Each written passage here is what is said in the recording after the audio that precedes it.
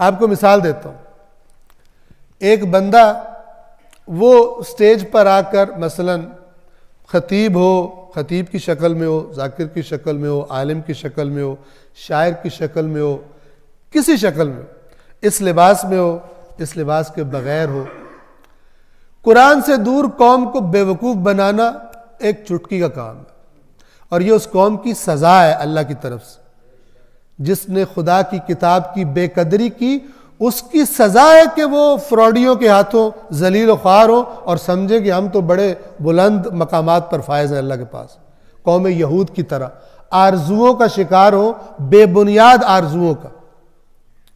وہ بھی تورات سے کٹ کر سمجھتے تھے کہ یہ جو ہمیں سنا رہا ہے، یہ جو کہہ رہے صرف تم جنتی ہو، یہ بڑا ہمیں زبردست بات بتا رہا ہے. آپ توجہ کیجئے، حیرت ہے اس بات پر کہ جب ایسی باتیں ہوتی ہیں کوئی مرد اٹھ کے کھڑا نہیں ہوتا. اور یہاں مرد میں عورتیں بھی شامل ہیں. بعض اوقات عورتیں کام ایسے کرتی ہیں کہ مردوں والے کام ہوتے ہیں. توجہ فرما رہے. اب آپ دیکھیے، مثلا ایک شخص کہتا ہے، اس سے کوئی بندہ سوال کرتا ہے کہ اللہ تعالیٰ سے ڈائریکٹ بات کی جا سکتی ہے یا بات نہیں کی جا سکتی. دیکھیں، ایک ہے توسل. ہم کہتے ہیں ہم اہل بیت اطہار کو اللہ کی بارگاہ میں وسیلہ بناتے ہیں، یہ اپنی جگہ پر. لیکن آپ اس میں ایسا افراد کریں کہ آپ کہیں کہ نہیں، اللہ سے ڈائریکٹ بات ہی نہیں ہو سکتی، تو آپ قرآن کی واضح آیات کا انکار کر رہے ہیں. آپ سورۃ الفاتحہ میں جو بولتے ہیں ایاک نعبد و ایاک نستعین، خطاب کر رہے ہیں خدا سے. یہاں بیچ میں وسیلہ کون سا ہے؟ ٹھیک ہے. اب ایک بندہ یہاں پہ آ کے کہتا ہے لوگ مجھ سے کہتے ہیں کہ، یہاں سے مراد ممبر ہے، یہ جگہ نہیں ہے، کوئی مکس اپ نہ ہو جائے. آ کے کہتا ہے کہ لوگ مجھ سے سوال کرتے ہیں کہ ہم اللہ سے ڈائریکٹ بات نہیں کر سکتے. ان کو میں یہ جواب دیتا ہوں کہ تمہاری شکل ہے اللہ سے بات کرنے والی. اب یہ ایک انتہائی احمقانہ اور جاہلانہ بات ہے.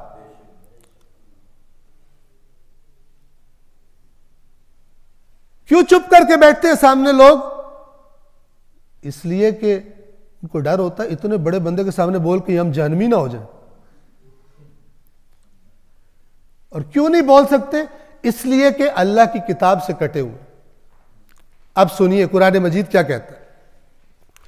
قرآن مجید فرماتا ہے وَقَالَ رَبُّكُمُ ادْعُونِي أَسْتَجِبْ لَكُمْ. سادہ سمپل ترجمہ، اور تمہارے رب نے کہا مجھے پکارو میں تمہیں جواب دوں گا. یہاں پر بیچ میں ہے کوئی وسیلہ؟ میں عرض کروں، اس سے کوئی یہ نہ سمجھے کہ وسیلے کا انکار ہو رہا ہے، وہ اپنی جگہ پر ہے. توجہ فرما رہے ہیں؟ وہ بھی قرآن کی آیت ہے کہ یہ اے رسول، اگر جب انہوں نے اپنے آپ پہ ظلم کیا تھا آپ کے پاس آتے، یہ خود بھی اپنے گناہ کی معافی مانگتے، اور وَاسْتَغْفَرَ لَهُمُ الرَّسُولُ، اور رسول بھی ان کے گناہ کی استغفار کرتا، لَوَجَدُوا اللَّهَ تَوَّابًا رَحِيمًا. وہ اپنی جگہ پر ہے. لیکن یہ کہنا کہ تمہاری شکل ہے اللہ سے بات کرنے کی، اللہ ایسا اس کائنات کا بادشاہ ہے کہ جس کو نہ اونگ آتی ہے نہ نیند، اس کو کوئی دن میں پکارے، کوئی رات میں پکارے، اس کو کوئی نیک پکارے، اس کو کوئی بد پکارے، وہ سنتا ہے. وَقَالَ رَبُّكُمُ ادْعُونِي أَسْتَجِبْ لَكُمْ. اور تمہارے رب نے کہا ہے کہ مجھے پکارو، ادعونی، مجھے پکارو، ڈائریکٹ مجھے پکارو. یا اللہ کیا کہتے ہیں آپ جب صلوات پڑھتے ہیں کیا کہتے ہیں؟ اللہم. یہ اللہم یا اللہ کی دوسری شکل ہے. اس کے بیچ میں کوئی وسیلہ ہے؟ اس طرح نہ ظلم کرے لوگوں کے ساتھ خدا سے دور کر کے. اگر اللہ کو ڈائریکٹ پکارنے والی شکل نہیں تھی تو رسول اللہ بتا کے جاتے کہ ہمارے علاوہ یا اللہ بولنا حرام ہے. کوئی کہہ سکتا ہے یا اللہ بولنا حرام ہے؟ صلوات پڑھنا بھی حرام ہو جائے گا. اللہم یا اللہ کی دوسری شکل ہے. عرب دو طریقے سے پکارتے ہیں اللہ کو، یا اللہ یا اللہم. یہ ہم یا ہے. آپ عربی زبان جا کے پڑھیں، پھر خداوند عالم فرماتا ہے رسول اللہ سے، یعنی قرآن مجید میں، اے رسول وَإِذَا سَأَلَكَ عِبَادِي، اور جب میرے بندے آپ سے میرے بارے میں سوال کریں کہ اللہ کہاں ہے، آپ دیکھیے خدا کیا فرما رہا ہے، فَإِنِّي قَرِيبٌ، تو میرے بندوں کو اے رسول بتائیں کہ یقین جان لیں وہ کہ میں بڑا قریب ہوں ان کے، اجیب دعوت الداعی اذا دعان، جب بھی کوئی پکارنے والا مجھے پکارتا ہے میں جواب دیتا ہوں اس کا۔ آپ کہتے ہو کہ تمہاری شکل ہے اللہ سے ڈائریکٹ خطاب کرنے والی، بہت بڑا ظلم ہے اس طرح بیٹھ کے سنتے رہنا، اپنی بنیاد ہی کوئی نہیں، صرف خطابت اچھی ہو پورا مجمع ساتھ بہ جائے اس کی، نہ کوئی آیات خدا کی حیثیت ہے، نہ کوئی ان آیات کے سائے میں بیان شدہ محکم روایات کی حیثیت۔ توجہ فرما رہے؟ میں پھر عرض کیا کرتا ہوں، آپ خود بھی اپنی اولادوں کو بھی مانوس کیجئے، باقی جو مرچ مثالیں ہیں ان کو سائیڈ پہ رکھ کر اللہ کی کتاب نہج البلاغہ صحیفہ کاملہ پہلی جو بنیادیں بنا رہے ہیں اپنے بچوں کے ذہن میں دین کی، یہ ڈالیں، ان میں قرآن ڈالیں، نہج البلاغہ ڈالیں، صحیفہ کاملہ ڈالیں۔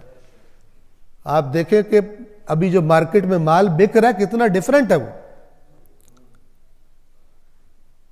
وہاں پر لا کے چھوڑا ہے کہ کس مسلک پہ تہمت لگتی ہے کہ قرآن کو نہیں مانتے؟ بتائیے کس مسلک پر تہمت لگائی جاتی ہے قرآن کو نہیں مانتے؟ ہم پر۔ دشمن تو دشمن ہے، لیکن ہم نے کتنا قرآن مجید زندگیوں میں شامل کیا؟ ہمارے یہاں تو قاری نہیں ملتا ڈھنگ کا، قرآن بھی پڑھتے ہیں تو پنجابی میں پڑھتے ہیں، ایسے لگتا ہے سلطان رائی قرآن پڑھ رہا ہے پنجابی میں، جبکہ ہمارے ائمہ نے کہا قرآن کو عربوں کے لہن میں پڑھو۔ ہے مارکیٹ ادھر؟ کوئی مارکیٹ نہیں۔ بعض ائمہ جماعت کا تلفظ غلط ہوتا ہے کیونکہ اس کا ہے ہی کوئی نہیں، حالانکہ اللہ کے نبی نے فرمایا تھا میں قرآن اور اہل بیت چھوڑ کے جا رہا ہوں، قرآن اور اہل بیت چھوڑ، کدھر گیا قرآن؟ توجہ فرما رہے؟ واضح آیات کے خلاف کوئی آ کے ممبر پہ بات کرتا ہے، سامنے کون جو ہے وہ سمجھ رہی یہ سن کے ہماری جنت پکی ہو رہی ہے، ایسے جنت پکی نہیں ہوتی۔ اس مزاج کا تذکرہ آگے آ جائے گا جب حضرت آدم کی داستان کے بعد بنی اسرائیل کی داستان شروع ہوگی، بالکل یہی مزاج تھا، بالکل جو دنیا دار عوام کو خوش کرنے والے جو علماء نما افراد چڑھ کے بیٹھ گئے تھے، ان کے سروں پر مسلط ہو گئے تھے، انہوں نے اسی طرح ان کا بیڑا غرق کیا تھا۔ اور اللہ نے وہاں پہ فرمایا ہوا ہے کہ ان میں سے جاہل ایسے ہیں، یہ جاہل کہ جن کو اللہ کی کتاب کے بارے میں سوائے اپنی خواہشات اور آرزوؤں کے اور کوئی علم نہیں ہے۔ ان سے پوچھو تمہاری کتاب میں کیا لکھا ہے؟ کہتے ہیں لکھا ہم جنت میں جائیں گے، باقی سارے جہنم میں جائیں گے، پڑھے بغیر ہی سنایا صرف۔ یہ رویہ جس طرح گزشتہ قوموں کو بنی اسرائیل کو خراب کر سکتا ہے اور گمراہ کر سکتا ہے، اللہ نے قرآن میں بیان ہی اس لیے کیا ہے کہ بعد میں آنے والے یہ قرآن والی جو امت ہے، یہ جو رسول اللہ کی امت ہے، یہ بھی اسی ٹریک پر نہ چل پڑے۔ البتہ یہ بھی رسول اللہ کے فرامین میں موجود ہے اور آیا ہے کہ جب بنی اسرائیل کی بارے میں یہ آیات اتری تو کسی شخص نے سوال کیا کہ یا رسول اللہ کیا آپ کی امت بھی ایسی حرکتیں کرے گی؟ اللہ کے نبی نے فرمایا بالکل کرے گی۔ پھر کسی ایک جانور کا نام لیا جو بل میں رہتا ہے اور کہا کہ اگر یہودی اس بل میں گھسے ہوں گے میری امت بھی وہاں گھس کے رہے گی، اتنا فالو کرے گی یہودیوں کو۔ آج آپ دیکھ لیں، آپ پہلے جز کے اندر موجود یہود کی صفات کو نکالیں، ایک لسٹ بنائیں یہودیوں کی کون کون سی صفات ہیں، اس کے بعد نیوٹرل ہو کر بغیر پردے ڈالے ہوئے مسلمانوں کی صفات لکھیں، آپ کو 2-4 زیادہ ہی ملیں گی، کم ان سے نہیں ملیں گی۔ اس معاشرے کی کرپشن اور یہودیوں کی کرپشن، بڑا آپ کو کمپٹیشن ملے گا ان۔ اس کے باوجود ہم جناب جنتی بھی صرف ہم ہیں، اور اللہ کے دین کو، اللہ کے اس عظیم ترین پروگرام کو جو انسانیت کے لیے آیا تھا، انسانیت کی دنیا و آخرت کی نجات کے لیے آیا تھا، اس کے بارے میں ہمارے کندھوں پر ذمہ داری ہم احساس ہی نہیں کرتے کہ ہمارے کندھوں پر بھی کوئی ذمہ داری ہے۔ اس دین کے ساتھ ہم نے کیا کرنا ہے سوائے جنت کی ٹکٹ کے اور دنیا میں اپنی منتیں مرادیں، وہ بھی دنیا کی خواہشات پوری کرنے کے، اس کے علاوہ اس دین کی کوئی ذمہ داری ہمارے کندھوں پر ہے؟ کوئی نہیں۔ یہ کون سا اسلام ہے؟ یہ وہی اسلام ہے جسے قرآن کہتا ہے یہ تمہاری آرزویں ہیں، ہاتو برہانکم ان کنتم صادقین، اپنی محکم دلیل محکم لا کے بتاؤ اگر تم سچے ہو۔ تم کہاں سے باتیں گھڑ کے لاتے؟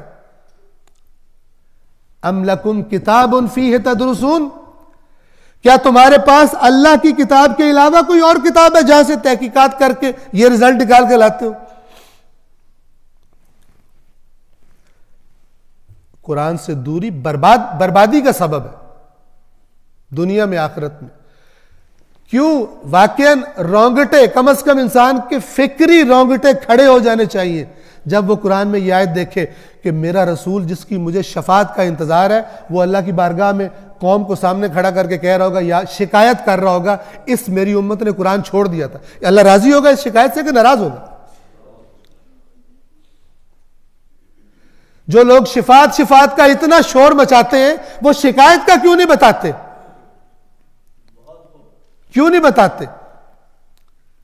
کیونکہ بتانے سے سامنے والوں کو مزہ نہیں آتا اور دعوتیں نہیں ملتی اور آپ کی خطابت کی ریٹنگز اوپر نہیں جاتی۔ اس لیے قرآن غائب ہے، اس لیے کہ اللہ تو بے تکلف ہے، اللہ تو کسی سے تکلف نہیں کرتا۔ اللہ کہتا ہے میں نے جب اپنی کتاب دی اور اپنے نبی بھیجا بنی اسرائیل کے درمیان، اے بنی اسرائیل یاد کرو۔ یہ آیات تب اتری تھی جب رسول اللہ مدینہ آئے تھے۔ فرمایا اے بنی اسرائیل یاد کرو میری نعمت کو، اور جو عہد تم نے کیا اس عہد کو اب پورا کرو، اس نبی پر ایمان لاؤ جس کا انتظار کر رہے ہو مدینہ میں۔ جب انہوں نے نہیں کیا، اللہ نے فرمایا ہم نے ان پر ذلت اور ناداری دے ماری۔ جس قوم کو اللہ کہہ رہے فضلناکم علی العالمین، ہم نے اس زمانے میں تمہیں عالمین پر فضیلت دی تھی، اسی قوم کو نافرمانی کے بعد کیا فرمایا؟ ضربت علیہم الذلۃ والمسکنہ، اور فرمایا کہ جس نبی کا انتظار کر رہے تھے اس کے آنے کے بعد اس کا انکار کر دیا، فلعنت اللہ علی الکافرین، کافر کہہ دیا ان کو کہ کیوں نہیں تم نے اپنا عہد پورا کیا اللہ سے کیا۔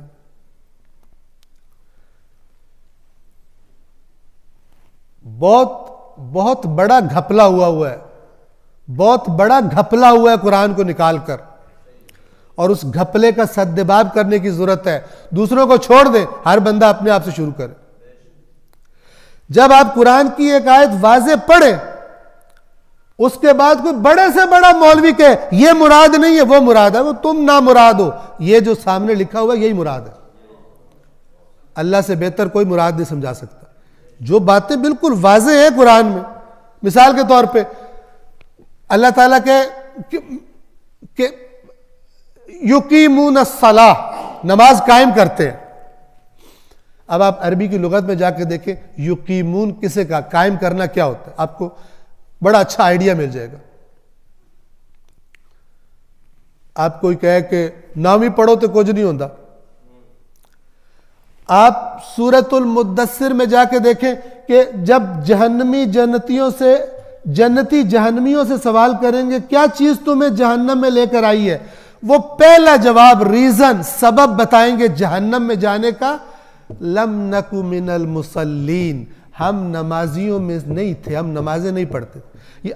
اب آگے جا کے اللہ کہتا ہے ان لوگوں کو جو یہ کام نہیں کرتے تھے فما تنفعهم شفاعت الشافعین، ان لوگوں کو بے نماز کو شفاعت کرنے والوں کی شفاعت کوئی کام نہیں دے گی، کوئی نفع نہیں دے گی۔ اس کے بعد کس کی جرأت ہے اللہ کی بات پر اپنی بات کرے آ کر اور کہے تو نماز نہ بھی پڑھ مولا تیری شفاعت کریں گے؟ مولا تجھ پہ لعنت کریں گے، شفاعت نہیں کریں گے. اور اس پہ ڈبل لعنت کریں گے جس نے 1000 بندہ 1,00,000 بندہ گمراہ کر دیا، بے نماز بنا دیا، نماز کو ایک ہلکی چیز بنا کر پیش کیا. توجہ فرما رہے ہیں؟ یہ آپ کو جتنا واضح اللہ کی کتاب سے ملے گا کسی خطیب اور کسی سے نہیں مل سکتا. کوئی نہیں بتا سکتا. سب سے بہترین خطیب اور عالم اور سمجھانے والا خود اللہ ہے. اگر ایسا نہ ہوتا تو کبھی ہمارے پاک ائمہ ہمیں یہ نہ کہتے ہمارے فرابین کو پہلے قرآن کے ساتھ پرکھ کے دیکھ لینا، ہم خلاف قرآن بات نہیں کرتے. آج الٹی گنگا بہا رہے سارے، کوئی قرآن دیکھنے کی کوئی تکلف ہی نہیں کرتا، کیونکہ جنت بھی ملی ہوئی ہے، منتے مرادیں بھی جا رہی ہیں، سارا کچھ ہو رہا ہے، تو ہمیں کیا ضرورت ہے قرآن پڑھنے کی؟ بائی پاس کر دیا، اوپر رنگ روڈ بنا دی ہے قرآن کے اوپر سے، اس کے اوپر سے گزر جاتے ہیں، اندر شہر میں گھسنے کی کوشش نہیں کرتے. اور اس کو منسوب کرتے ہیں ائمہ کے ساتھ جنہوں نے تو حد کر دی ہے ترغیب دلانے کی، قرآن پڑھو. عام لوگوں کو قرآن پڑھانے کی ترغیب کی ہے. صلوات پڑھیے محمد و آل محمد.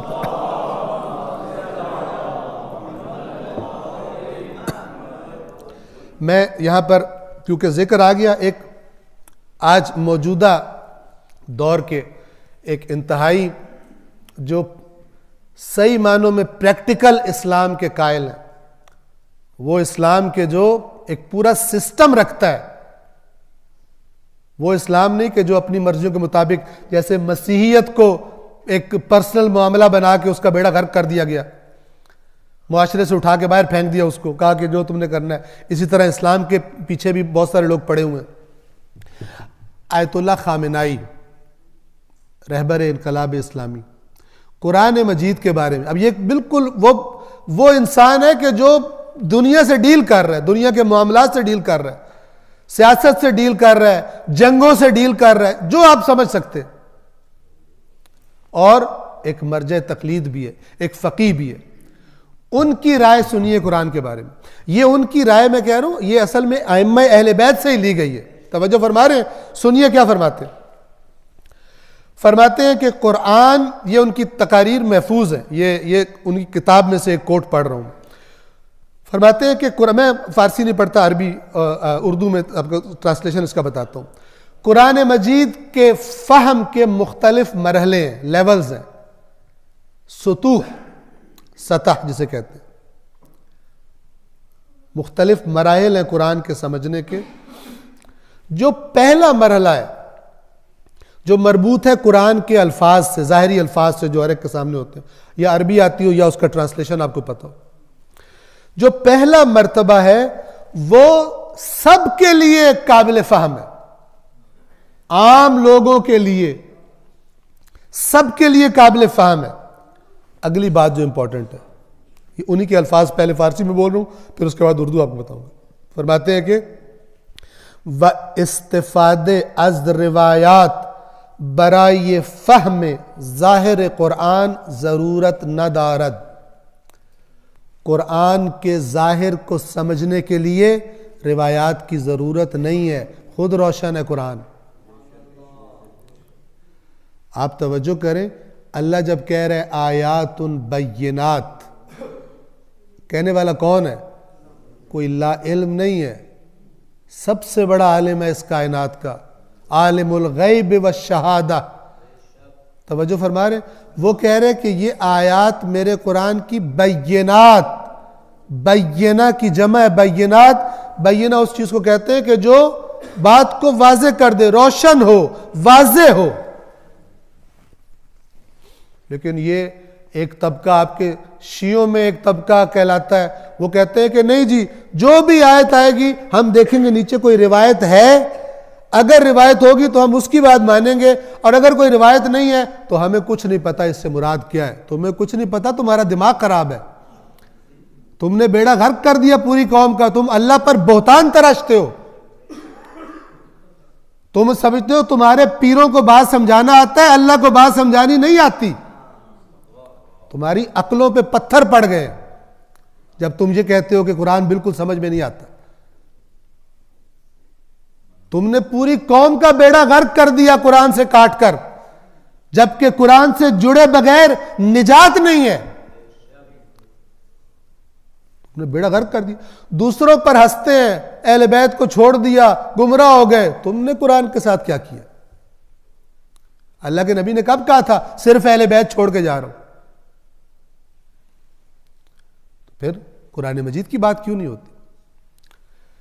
یہ ساری باتیں اس لیے کر رہا ہوں، آپ دیکھیے کہ معاشرے کے اندر آپ کو قرآن نہیں ملے گا. آپ کو قرآن جاننے والے، قرآن کی آیات سے مانوس بڑے بچے آپ کو نہیں ملیں گے. ابھی بہت ابتدائی سطح پر جو الحمدللہ جو افراد زحمت کر رہے ہیں، مثلا مفاہیم قرآن کا سلسلہ شروع ہوا، کچھ دوستوں کا یہاں پر جو پڑھ کر آئے تھے حوزہ علمیہ قوم سے، انہوں نے مثلا یہاں شروع کیا، آپ کے لاہور میں ان کا دفتر ہے، وہ ایک بنیادی طور پر قرآن کے الفاظ کو بتانے کی ایک انہوں نے کورس بنایا ہوا ہے. بہت پیچھے ہیں، بہت پیچھے ہیں، اس لیے کہ شیطان جانتا تھا اور اللہ تعالیٰ نے کفار کا ایک جملہ قرآن میں کوٹ کیا، نقل کیا. اس جملے کو پلے سے باندھیں. فرمایا وَقَالَ الَّذِينَ كَفَرُوا، وہ لوگ جنہوں نے کفر کر دیا، نہیں آنا چاہتے اس کی طرف، منکر ہو رہے ہیں، انہوں نے یہ کہا لَا تَسْمَعُوا لِهَذَا الْقُرْآنِ، اس قرآن کو مت سننا، اس قرآن کو نہ سننا، وَالْغَوْا فِيهِ، خود بھی نہ سننا، اور جب پڑھا جائے تو بیچ میں شور شرابہ ڈال دینا. ایسی حرکتیں لغو سے، والغو لغو سے، بیچ میں لغویات شروع کر دو تاکہ دوسرے بھی نہ سن سکے. نتیجہ کیا نکلے گا؟ لعلکم تغلبون، تب تم غلبہ پاؤ گے اس پر. اگر قرآن سنا گیا تو جو قرآن سن لے گا قرآن غلبہ پائے گا، پھر تم غلبہ نہیں پا سکتے. لہذا ایسا رولا ڈال دو تم کہ قرآن مجید نہ سنے کوئی. یہ قرآن جو سنے گا وہ تو پھر ہلے گا، وہ تو پھر اللہ کا کلام اس پہ اثر کرے گا. لہذا جتنے باندھنے ہیں شیطان نے، وہ اس کے آگے باندھنے ہیں کہ یہ قرآن اور لوگ یہ آپس میں کنیکٹ نہ ہو. لہذا آپ دیکھ لیں، آپ کو کئی شیعہ ملیں گے، کئی سنی ملیں گے علماء کی شکل میں، اور تمہاری تو اوقات ہی نہیں ہے تم قرآن پڑھ سکو. میں نے 40 سال علم دین حاصل کیا ہے، اب بھی میں ڈرتا ہوں قرآن میں سے کوئی چیز سمجھنے سے. تمہارے اوپر انا للہ ہے بھائی، تو 40 سال کے بعد حوضے میں تو ابھی بھی ڈرتا ہے تو قرآن کو ہاتھ لگانے سے، تو پھر تمہیں کیا تو نے؟ اللہ فرما رہا ہے قسم کھا کر وَلَقَدْ يَسَّرْنَا الْقُرْآنَ لِلذِّكْرِ، اللہ کہہ رہا ہے میں قسم کھا رہا ہوں میں نے اس کو نصیحت کے لیے آسان کر دیا. تجھے شرم نہیں آتی؟ تو کہتا ہے 40 سال کے بعد میں ڈرتا ہوں. اور اس کو شرم اور عقل نہیں آتی جو سن کے مان بھی لیتا ہے. اتنا مشکل ہے قرآن، 40 سال آغا نے لگائے ہیں، پھر بھی قرآن مجید کو بڑی مشکل سے ہاتھ لگاتے ہیں. تو ہاتھ ٹوٹ کیوں نہیں گئے پھر؟ توجہ فرما رہے ہیں، اللہ کے ساتھ مقابلہ کرتے ہیں. وَلَقَدْ يَسَّرْنَا الْقُرْآنَ، کچھ تو ہے جس کو اللہ کہہ رہا ہے میں نے آسان کیا. اور پھر پکار رہے فَهَلْ مِن مُدَّكِرْ، ہے کوئی جو اس میں سے نصیحت لے؟ آگے بابا جی آگے بیٹھ جاتے ہو، تمہاری اوقات ہے تو قرآن پڑھنے والے. لغو ہے.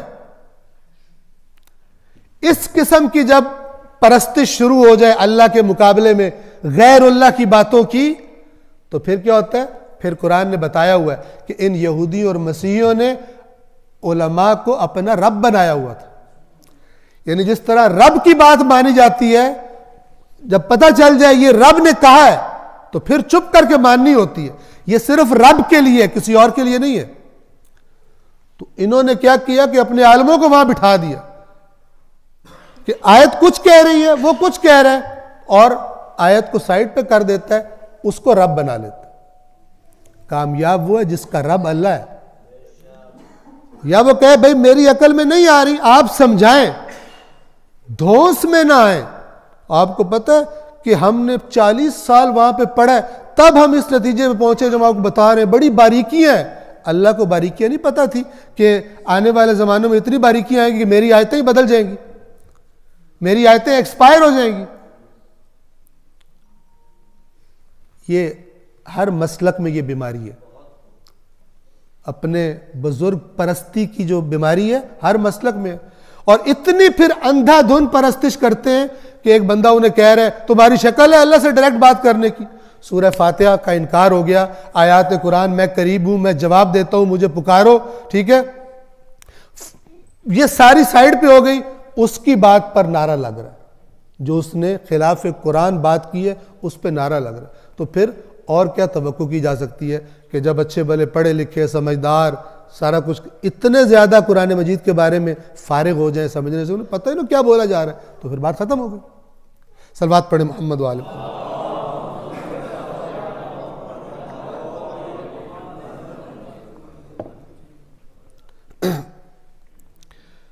معذرت چاہتا ہوں کہ آج جو ہے وہ تھوڑی اس طرف بات زیادہ چلی گئی. کبھی کبھار ایسا ہو بھی جایا کرے گا، اور انشاءاللہ آپ عذر کو قبول بھی کریں گے، اس لیے کہ بعض دفعہ الیکٹرک شاکس کی ضرورت پڑتی ہے دل کو دوبارہ دھڑکنا شروع کرنے کے لیے. ٹھیک ہے نا، اس کو جھٹکے دینے پڑتے ہیں کہ بالکل جو ہمارے معاشرے میں قرآن کے بارے میں ایسا ہی رویہ، لہٰذا جھٹکے دینے کی ضرورت ہوتی ہے.